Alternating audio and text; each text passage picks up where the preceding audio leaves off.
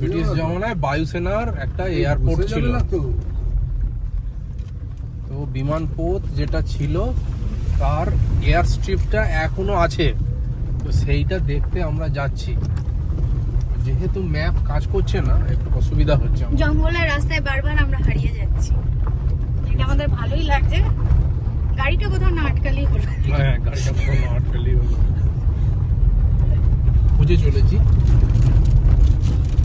না হলে বাকি সব দারুণ অভিজ্ঞতা। হ্যাঁ, বাকি বেশ ভালোই লাগছে।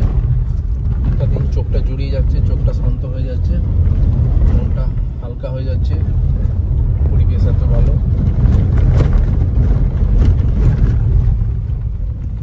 দাদা এয়ারড্রোমটা কোথায়? সামনে? আচ্ছা।